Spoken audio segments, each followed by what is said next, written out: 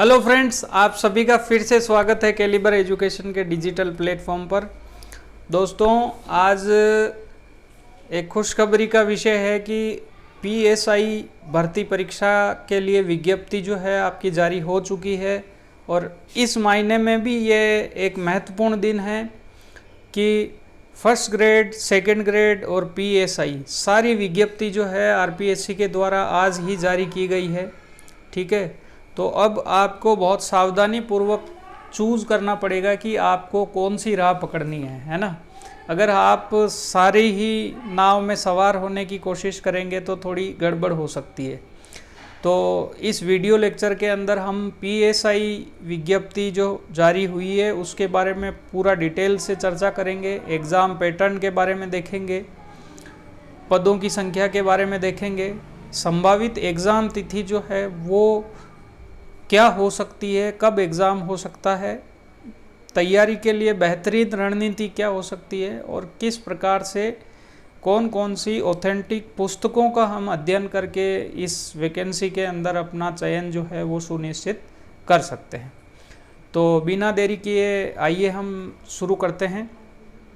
ठीक है, जो राजस्थान लोक सेवा आयोग के द्वारा आपके ये जो है वैकेंसी जारी की गई है। ठीक है, और इसके अंदर सबसे बड़ी बात यह है कि उप निरीक्षक एपी, जो उप निरीक्षक आपके आर्म्ड पुलिस जो होती है उसके 896 पद जो है वो इतिहास में पहली बार इतने पद जो है इसके लिए निकले हैं।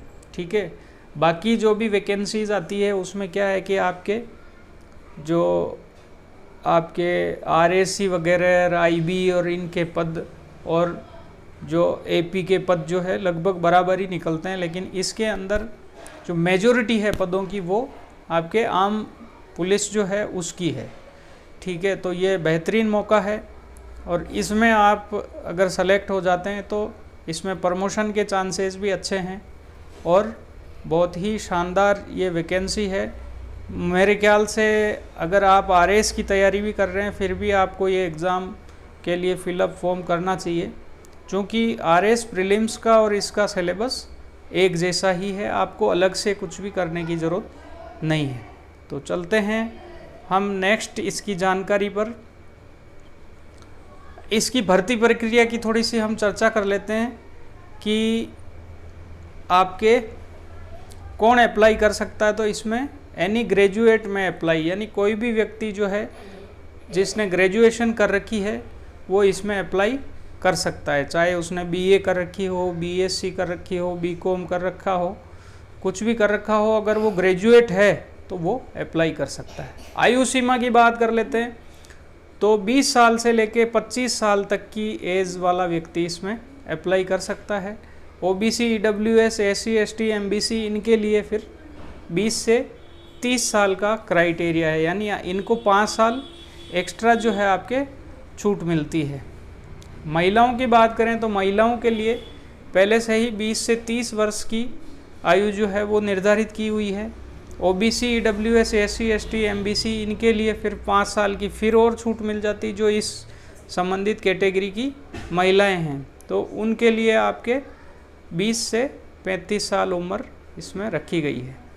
ठीक है, इसके अतिरिक्त जो सभी वर्ग है उनके अंदर ऊपरी आयु में है ना आपके 3 साल की और छूट दी गई है, क्योंकि 2021 के बाद जो है आपके वैकेंसी इसकी पहली बार आई है और डीओपी का एक सर्कुलर है, उसके हिसाब से सरकार ये तय करती है कि अगर किसी कंसर्निंग ईयर के अंदर 2-3 साल निकल जाते हैं, वैकेंसी नहीं आती, तो मैक्सिमम 3 साल की छूट दे सकते हैं। तो इसमें आपके 3 साल की छूट वो मिल जाएगी। तो इसमें एज के लिए भी आपके पास अच्छा मौका है और आराम से आप इसको कर सकते हैं। ठीक है, नेक्स्ट चलते हैं हम इसके पैटर्न की तरफ।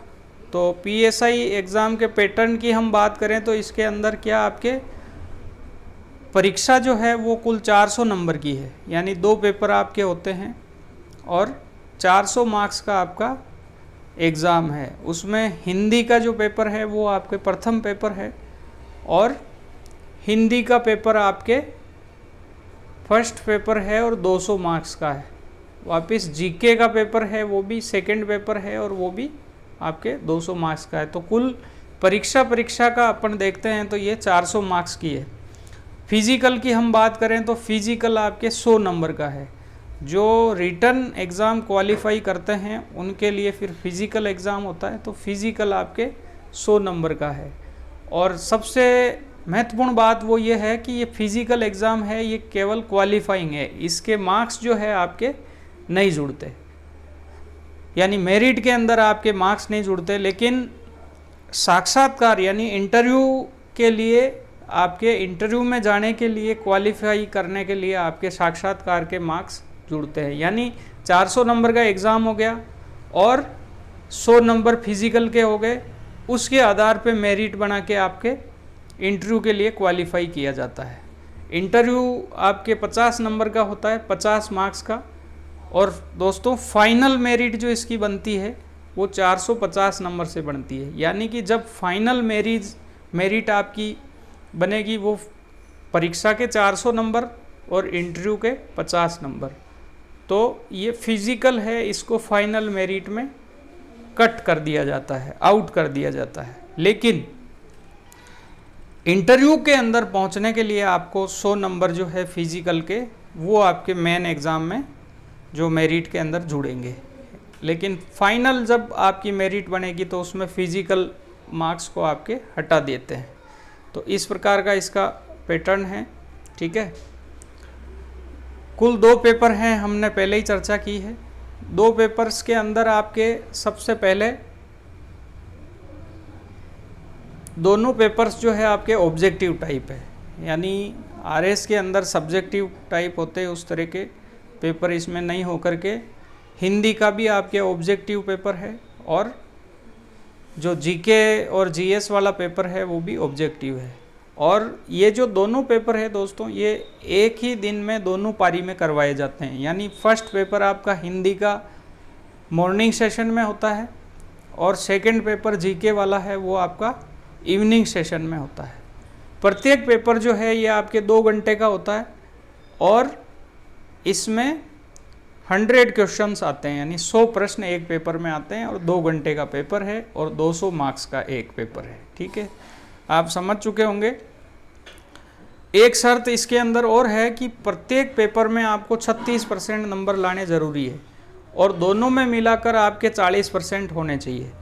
यानी प्रत्येक के अंदर आपको 36 लाने ही हैं, ये ज़रूरी है।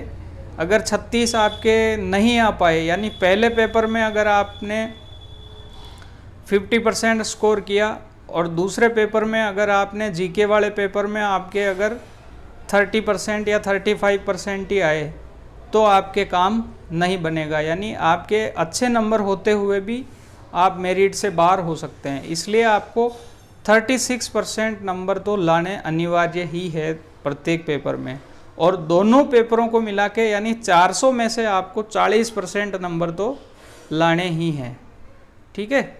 दूसरा जो आपका एग्ज़ाम होगा उसमें 1/3 नेगेटिव मार्किंग भी है, यानी आप अगर एक क्वेश्चन गलत कर देते हैं तो आपके 1/3 जो मार्क्स है वो कटेंगे, ठीक है। नेक्स्ट बात करते हैं आरएस मुख्य परीक्षा के पेपर 4 में जो हिंदी का आपका सिलेबस है, पेपर फर्स्ट की बात करते हैं हिंदी की, तो उसके लगभग 80% सिलेबस को यहाँ पर कवर करते हैं, जिसमें जैसे समास हो गए और क्रियाएं होगी, इस तरह की कुछ चीज़ें इसमें एक्स्ट्रा है। बाकी लगभग 80% आपके पूरा का पूरा जो आरएस का सिलेबस है मुख्य परीक्षा का पेपर 4, उसका जो सिलेबस है वो 80% यहाँ से मैच करता है। तो आप अगर आरएस की तैयारी कर रहे हैं तो भी ये आपके लिए बेहतरीन मौका है, आप इसमें अप्लाई कर सकते हैं। और हिंदी आपकी यहाँ पे तैयार हो रही है और प्रीलिम्स के एग्ज़ाम के लिए आराम से आपके जीके वाला पोर्शन उधर तैयार हो रहा है। तो आरएस की तैयारी के साथ जो है ये एग्ज़ाम बहुत साम्य रखता है, यानी बहुत आपके लिए फेवरेबल कंडीशंस हैं। हिंदी वाले में आपके पहले हम चर्चा कर चुके 100 प्रश्न आते हैं, 200 मार्क्स का है। सिलेबस की बात करें तो सिलेबस मेरे हिसाब से कोई मेजर चेंज नहीं होगा, जो एसआई भर्ती 2021 में आई थी उसका जो सिलेबस था वैसा का वैसा ही सेम सिलेबस इसका भी रहने वाला है। सिलेबस के चेंज होने की संभावना बहुत कम है। तो ये 2021 वाला आपके आरपीएससी की साइट पर रखा हुआ है, वहाँ से आप डाउनलोड करके बिना इंतज़ार किए आप अपनी तैयारी चालू कर सकते हैं। नेक्स्ट बात करते हैं पेपर 2 जो जीके और जीएस का होता है। उस पेपर में भी आरएस प्री के सिलेबस के समान आपका हूबहू सिलेबस है, ठीक है। और उसके साथ तैयारी करना आपके उपयुक्त रहेगा, क्योंकि आपके एक ही तैयारी में दोनों एग्ज़ाम को आप साध सकते हो। यानी आरएस प्रीलिम्स की तैयारी आप कर रहे हैं या एसआई की तैयारी कर रहे हैं तो प्रीलिम्स की अपने आप आपकी तैयारी हो गई। हाँ, आरएस के अंदर जो प्रीलिम्स में आपके मार्क्स नहीं जुड़ते, यहाँ पर मार्क्स जुड़ते हैं। उसमें 150 क्वेश्चन आते हैं आरएस में और यहाँ पर 100 क्वेश्चन आते हैं। तो थोड़ा सा ये अंतर है। सिलेबस इसका आप देख सकते हैं, इसमें भी सेम वही चीज़ है कि कुछ छोटा मोटा बहुत माइनर चेंज हो सकता है। बाकी मुझे नहीं लगता है कि कोई मेजर चेंज इस सिलेबस में होगा। यह सिलेबस आप यहाँ से डाउनलोड करके बिना देरी किए आप अपनी तैयारी चालू कर सकते हैं। नेक्स्ट बात करते हैं कि तैयारी हेतु हम किन बेहतरीन पुस्तकों का प्रयोग करें, ठीक है। तो हमने जो मैंने जो एग्ज़ाम के दौरान पुस्तकों का अध्ययन किया था उसके बारे में मैं आपको थोड़ा सा फीडबैक देता हूँ। इतिहास की बात करें तो इतिहास के अंदर आप एनसीईआरटी और राजस्थान बोर्ड की जो किताबें हैं उनको आप अच्छे से कर लीजिए, आपका काम हो जाएगा। ज़्यादा आपको इधर उधर जाने की ज़रूरत है नहीं, उनको आप अच्छे से एक बार कीजिए। उसके बाद अगर समय मिलता है तो आप फर्दर दूसरी जगह जा सकते हैं।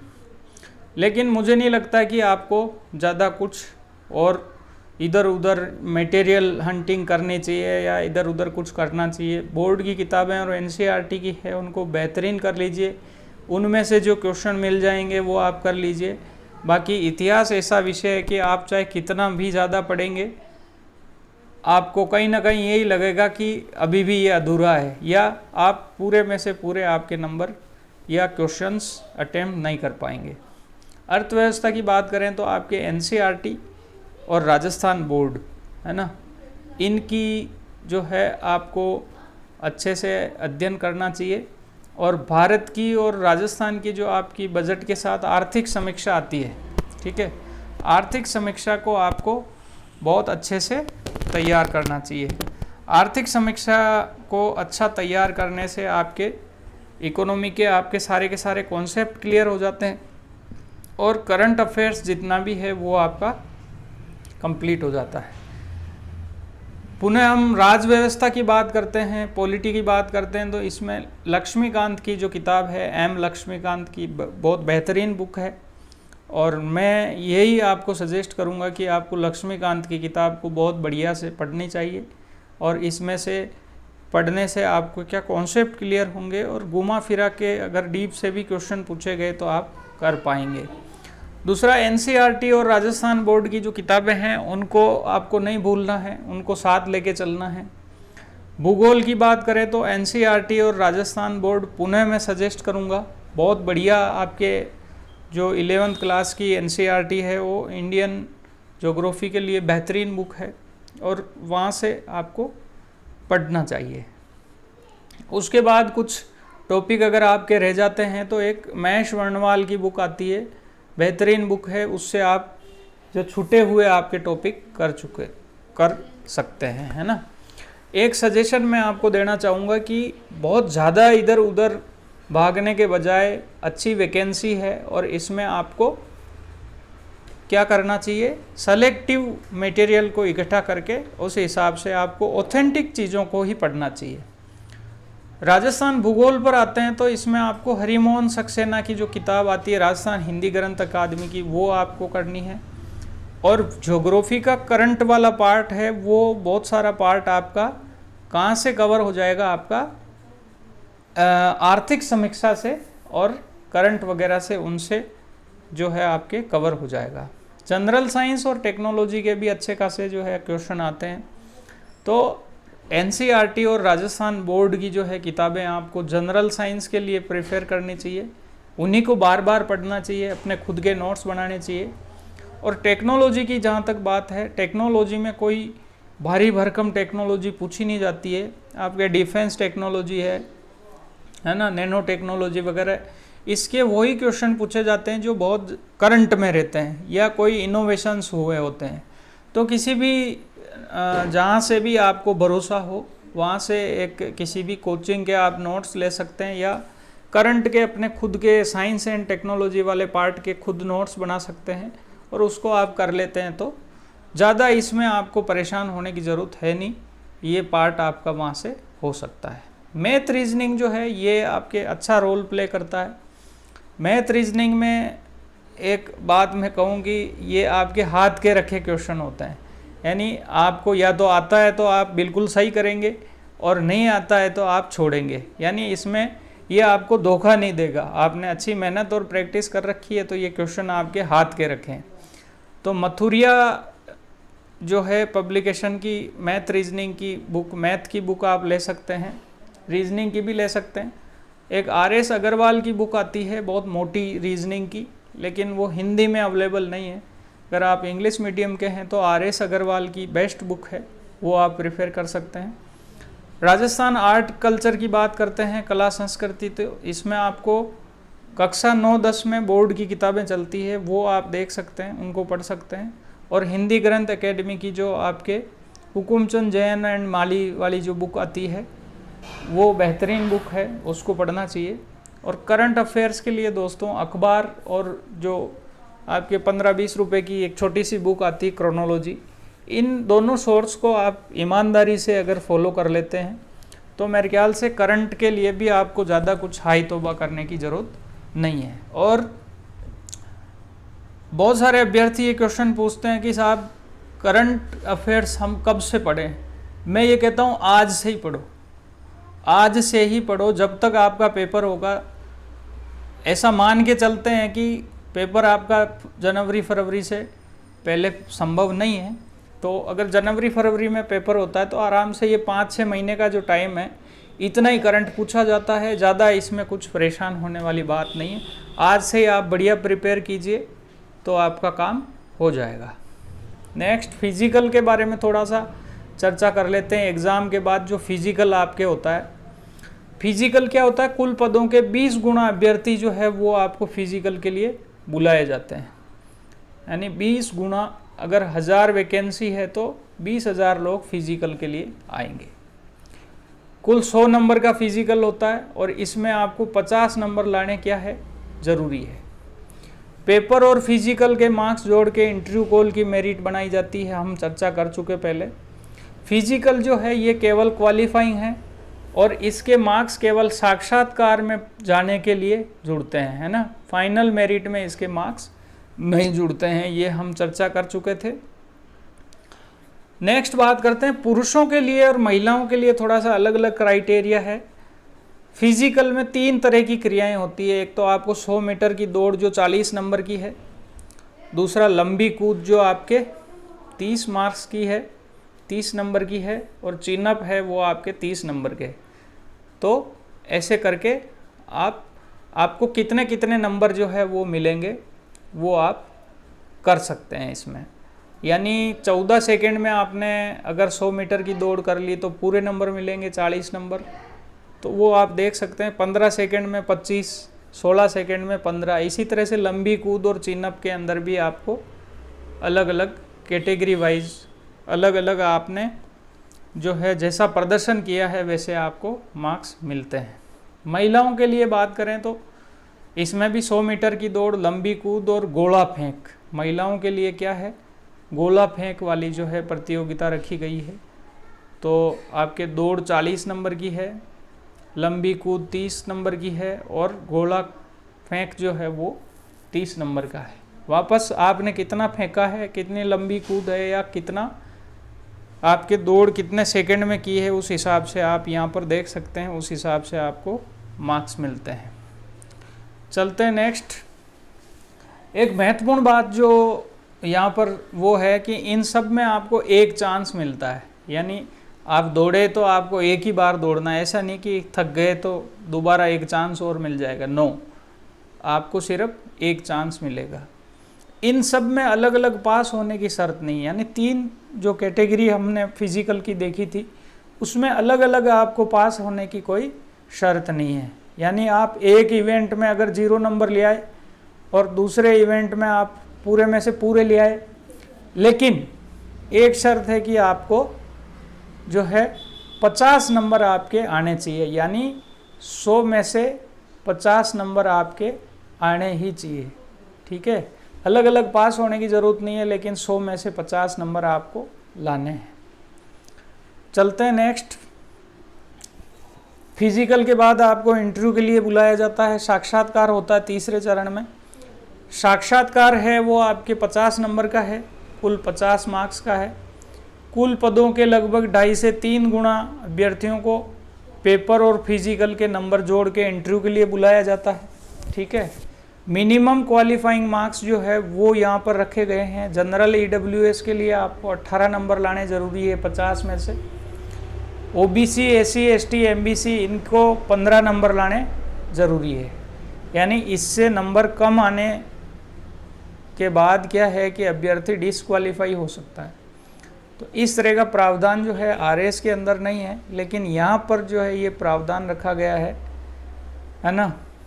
18 नंबर आपको 50 में से लाने ही है, इधर 15 नंबर आपको 50 में से लाने ही हैं।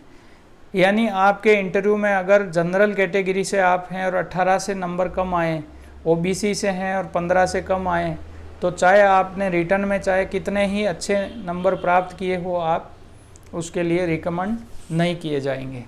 तो ये थोड़ा सा इंटरव्यू के बारे में हमने देखा, तीसरे चरण के बारे में। वीडियो देखने के लिए बहुत बहुत धन्यवाद। और एक ब्रीफ इंट्रोडक्शन जो है हमने इसका किया है इस वीडियो के माध्यम से, क्योंकि वैकेंसी आने के बाद कई अभ्यर्थी और कई जो है मेरे से पूछ रहे हैं कि साहब इसमें एज क्या रखी गई है, कैसे पढ़ेंगे, फिजिकल कैसे होता है। तो एक वीडियो के माध्यम से हमने सारी चीज़ों को अच्छे से समझ लिया है। और वीडियो देखने के लिए बहुत बहुत धन्यवाद, आपका बहुत बहुत आभार, थैंक यू सो मच। आप सभी को बहुत बहुत शुभकामनाएं।